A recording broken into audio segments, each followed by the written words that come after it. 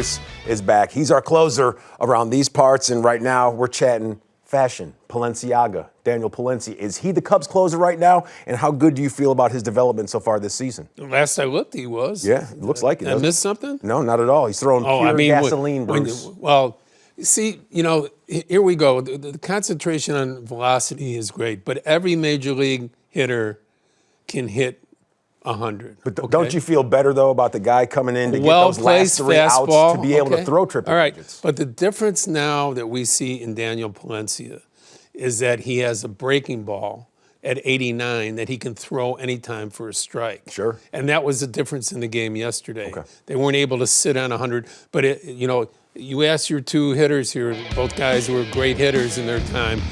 The one thing that you can't think about is if a guy's throwing 100 and he's getting the hook over early in the count, then you have two things to worry about, right? Better look one or the other, right? It's very difficult. And Palencia, with the 100, with movement, with placing the fastball, again, it's just not straight 100.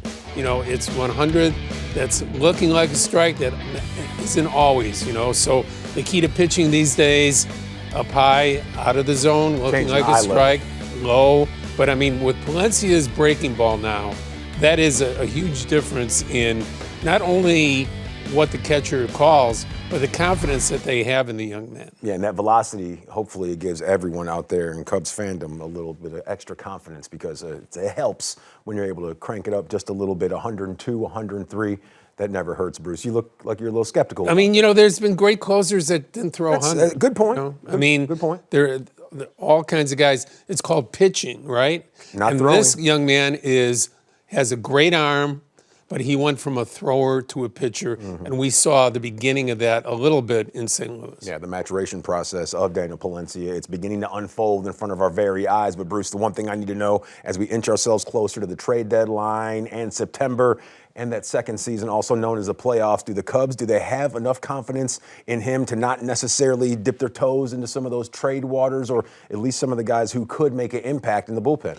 Well, you never have enough because someone's going to get hurt. It's inevitable. Over 81 more games that they have left. They're halfway there.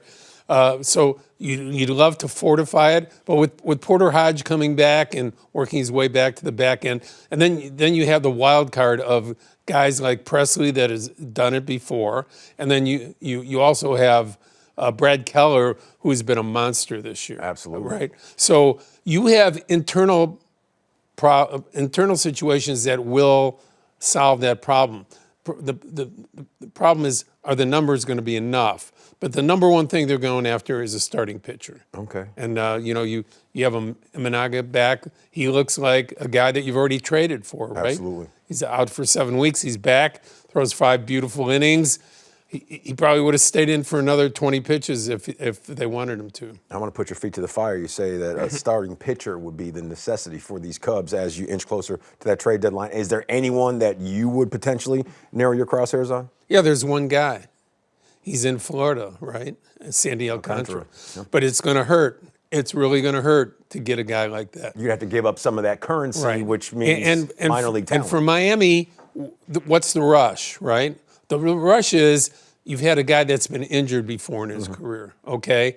You don't want him to get injured for you or for anyone else either. So that's the only thing that would push Miami to do it earlier than the deadline, where they can get 5 or 6, 7 teams bidding for him, and at the last minute get that extra young player in there. So those are the things that we're thinking about, going into it. But he's really the only number one, possibly number one, and he's working toward it again after being injured.